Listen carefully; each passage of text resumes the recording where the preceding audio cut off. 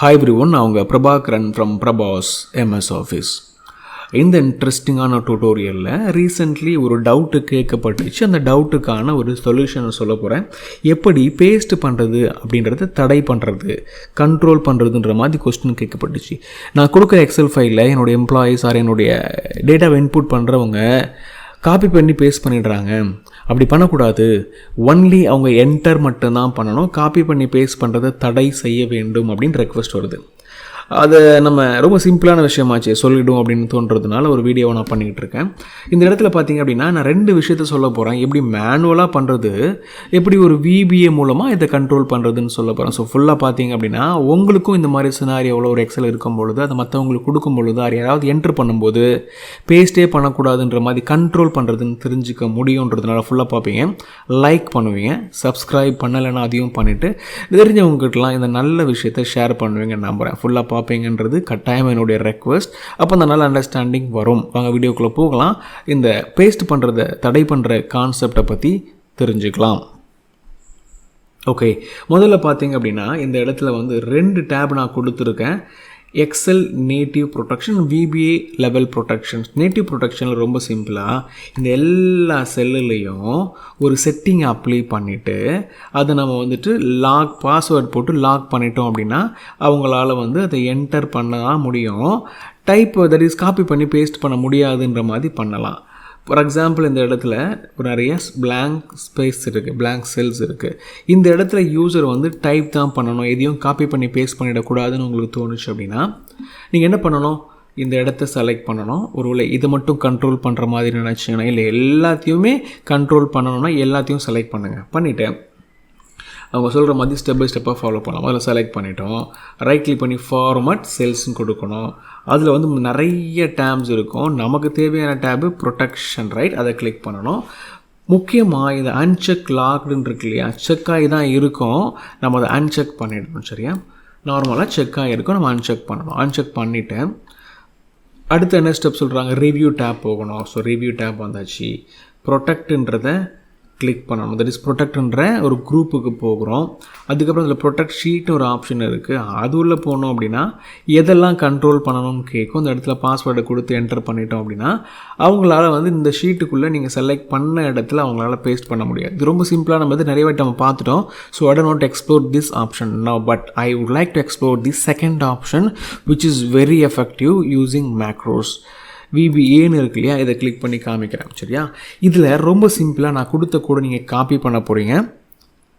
VBA ப்ராஜெக்டை open பண்ணி அது உள்ள எக்ஸல் ஆப்ஜெக்டை ஓப்பன் பண்ணி அது உள்ளே இந்த கோடிங்கை பேஸ்ட் பண்ண போகிறீங்க. பேஸ்ட் பண்ணிவிட்டு இதை ப்ராப்பராக சேவ் பண்ணி க்ளோஸ் பண்ணிவிட்டு திருப்பி ஓப்பன் பண்ணி இதை பார்க்கும் பொழுது யூசரால் இது உள்ள டேட்டாவை பேஸ்ட் பண்ண முடியாது. நார்மலாக இப்போ என்னால் பேஸ்ட் பண்ண முடியுது, ரைட்டா. நான் இதை காப்பி பண்ணுறேன், Ctrl+C Ctrl+V. காப்பி பண்ணப்பட்ட கண்டென்ட் அப்படியே கீழே பேஸ்ட் ஆகுது. ஈவன் இந்த இடத்துல நான் ஏதாவது டேட்டா வச்சுருக்கிறேன் அப்படின்னாலும் அந்த டேட்டாவை காப்பி பண்ணி இந்த இடத்துல நான் பேஸ்ட் பண்ணால் ஆகுது.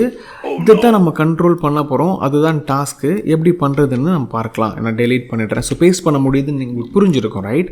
இப்போது இதில் உள்ள ஸ்டெப் அப்படியே நான் ஃபாலோ பண்ண முதல்ல ஒரு கோடை காப்பி பண்ணுன்னு சொல்கிறாங்க இல்லையா, அந்த கோடை பார்த்தீங்க அப்படின்னா நான் உங்களுக்கு ஓப்பன் பண்ணி காமிக்கிறேன். இந்த இடத்துல நான் கோடுன்னு ஒரு ஃபைல் வச்சுருக்கேன் இல்லையா, இதில் உள்ள எல்லா கோடையும் Ctrl+V கொடுத்து Ctrl+C கொடுத்து காப்பி பண்ணிட்டேன். காப்பி மட்டும்தான் பண்ணியிருக்கேன். அந்த கோடை இந்த இடத்துல உள்ள VBA ப்ராஜெக்டுக்குள்ளே நம்ம பேஸ்ட் பண்ணணும். ஓப்பன் VBA ப்ராஜெக்ட் அப்படின்னு சொல்கிறாங்க. ஸோ முதல்ல VBA விண்டோ ஓப்பன் பண்ணலாம். நம்ம டெவலப்பர் டூலை கிளிக் பண்ணோம் அப்படின்னா கோடில் விஷுவல் பேசிக்ஸ் இருக்கும். Alt F11ன்ற ஷார்ட்கட்டை யூஸ் பண்ணாலும் டைரெக்டாக அந்த விஷுவல் பேசிக்ஸ் ஓப்பன் ஆகும். இல்லை எனக்கு இப்படி கிளிக் பண்ணுறதா வேணும் அப்படின்னா இந்த டூலை நீங்கள் எனேபிள் பண்ணணும்.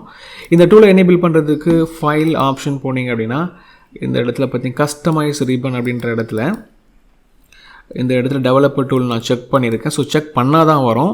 இந்த எல்லா ஆப்ஷனும் உங்களுக்கு உங்கள் எக்ஸல் வேர்ஷனுக்கு பேஸ் பண்ணி மாறுபடும். பட் இந்த இடத்துல நீங்கள் கஸ்டம் அப்படின்றத இஸ் கஸ்டமைஸை கிளிக் பண்ணி டெவலப்பர் டூலை எனேபிள் பண்ணணுன்றதை மைண்டில் ஃபிக்ஸ் பண்ணுங்கள். அப்படி பண்ணாத இந்த இடத்துல ஒரு டூல் இருக்கும், ஒரு டேப் இருக்கும், அதுக்குள்ளே எல்லா ஆப்ஷனும் உங்களுக்கு தெரியும். ஸோ இந்த இடத்துல நம்ம கிளிக் பண்ணிட்டோம், எனேபிள் ஆகிருக்கு, வந்துடுச்சு. அதே மாதிரி இந்த இடத்துல கோடுன்ற குரூப்பில் விஷுவல் பேசிக்ஸை கிளிக் பண்ணிட்டோம். அதுக்கு அடுத்தது பார்த்திங்கன்னா VBA ப்ராஜெக்ட். ஸோ ப்ராஜெக்ட் அப்படின்னு இருக்குது பாருங்கள் இந்த இடத்துல, மைக்ரோசாஃப்ட் எக்ஸல் ஆப்ஜெக்ட். இதுதான் VBA ப்ராஜெக்ட் விண்டோ. இதில் நிறைய ப்ராஜெக்ட்ஸ் இருக்குது. என்னுடைய ப்ராஜெக்ட் வந்துட்டு இந்த இடத்துல இந்த ஃபைலை ரெஃபர் பண்ணிக்கிட்டு இருக்கேன். நான் என்ன பண்ணுறேன், இந்த இடத்துக்குள்ளே வந்துட்டேன். அதுக்கு அடுத்தது அவங்க சொல்கிற ஸ்டெப் படி நேவிகேட் டு மைக்ரோசாஃப்ட் எக்ஸல் ஆப்ஜெக்ட்டுக்கு போங்க. மைக்ரோசாஃப்ட் எக்ஸல் ஆப்ஜெக்ட்ன்றது இதுதான், இதுக்கு வந்தாச்சு. அதுக்கப்புறம் திஸ் ஒர்க் புக் ஆப்ஜெக்ட் ஒன்று இருக்கும், அது உள்ள போய் பேஸ்ட் பண்ணப்பா அப்படின்னு சொல்கிறாங்க. ஸோ திஸ் ஒர்க் புக் அப்படின்ற ஒரு ஆப்ஜெக்ட் இருக்குது. ஸோ பேசிக்லி நம்ம என்ன பண்ணணும் அப்படின்னா, திருப்பி நான் ஃபாஸ்ட்டாக பண்ணி காமிக்கிறேன். டெவலப் டூலில் வந்துட்டு விஷுவல் பேசிக்ஸை கிளிக் பண்ணணும். விஷுவல் பேசிக்ஸில் நிறைய இருக்குது. அதில் நம்ம என்ன இதை ஓப்பன் பண்ணணும் அப்படின்னா, இந்த எக்ஸல் நேம் என்ன, disable copy paste option, right? இது ஒரு டிசபிள் காப்பி பேஸ்ட் ஆப்ஷன் அப்படின்னு ஒரு ப்ராஜெக்ட் இருக்குது. இந்த ப்ராஜெக்டில் உள்ள இந்த லாஸ்ட்டில் திஸ் ஒர்க் புக்கை கிளிக் பண்ணி டபுள் கிளிக் பண்ணணும். டபுள் கிளிக் பண்ணால் இந்த இடத்துல பிளாங்க் ஸ்பேஸ் ஓப்பன் ஆகும். இந்த இடத்துல Ctrl+V அப்படின்னு கொடுத்து பேஸ்ட் பண்ணணும். பேசிக்லி அங்கே காப்பி பண்ணுற கண்டென்ட்டை VBA எடிட்டருக்குள்ளே இந்த எக்ஸலுடைய நேம் இருக்கிற இந்த ப்ராஜெக்ட்டுக்குள்ளே வந்து திஸ் ஒர்க் புக்கில் பேஸ்ட் பண்ணணும். பண்ணியாச்சு. பண்ணிவிட்டு ரொம்ப முக்கியமாக இதை Ctrl+S இதை வந்து ப்ராப்பரான VB ஃபைலாக சேவ் பண்ணணும். எப்படி நார்மலாக சேவ் பண்ணுறது, சேவஸ் போவீங்க. இந்த இடத்துல நீங்கள் என்ன பண்ணுவீங்க, மேக்ரோ எனேபிள்டு எக்ஸல்லாம் சேவ் பண்ணுவீங்க. பாருங்களேன், எக்ஸல் மேக்ரோ எனேபிள்டு ஒர்க் புக்காக நான் சேவ் பண்ணி வெர்ஷன் 2 நான் போட்டுட்டேன். சரியா, வெர்ஷன் 2 நான் போட்டுட்டேன். காப்பி பண்ண கோடை பேஸ்ட் பண்ணிட்டேன். பேஸ்ட் பண்ணிவிட்டு ப்ராப்பராக இதை சேவ் பண்ணிட்டேன். இப்போ நான் இதை என்ன பண்ணணும் அப்படின்னா, பெஸ்ட் ப்ராக்டிஸாக நான் க்ளோஸ் பண்ணி ஒரு வாட்டி ஓப்பன் பண்ணலாம். ஏன்னா எப்படி இது நம்ம போட்ட கோடிங் ஆக்டிவேட் ஆகுன்ற டவுட்டெல்லாம் வருன்றதுனால ஒரு வாட்டி க்ளோஸ் பண்ணி ஓப்பன் பண்ணுறது நல்லது. இந்த இடத்துல பாருங்களேன், க்ளோஸ் பண்ணி ஓப்பன் பண்ணேன். எனேபிள் மேக்ரோன்னு கேட்குது. மேக்ரோ எனேபிள் பண்ணால் தான் அந்த மேக்ரோ ஒர்க் ஆகும். இப்போது இந்த சுச்சுவேஷனில் நான் இதை காப்பி பண்ணும்போது காப்பியே ஆகலை. Ctrl+C கொடுத்து காப்பி பண்ண ட்ரை பண்ணுறேன். ஒருவேளை இப்படி காப்பி பண்ணாலும் காப்பி ஆகுது.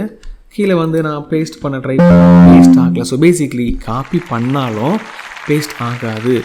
ரொம்ப நல்ல விஷயந்தான் இல்லை. இப்போ இந்த எக்ஸலுக்குள்ளே டைப் பண்ண முடியுதா நம்ம பார்க்கலாமே.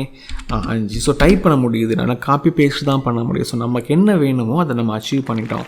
இந்த எக்ஸலில் உள்ள டேட்டாவை நம்மளால் காப்பி பண்ணி பேஸ்ட் பண்ண முடிஞ்சுது. பட் இந்த கோடை காப்பி பண்ணி VBA ப்ராஜெக்டை ஓப்பன் பண்ணி அந்த எக்ஸல் ஆப்ஜெக்ட் அப்படின்ற திஸ் ஒர்க் புக் ஆப்ஜெக்ட் அப்படின்றதுக்குள்ளே நம்ம பேஸ்ட் பண்ணதுக்கப்புறம் ப்ராப்பராக சேவ் பண்ணணும். அதுக்கப்புறம் இந்த எக்ஸலை ஓப்பன் பண்ணும்போது இந்த ஆப்ஷன் ஒர்க் ஆகலை.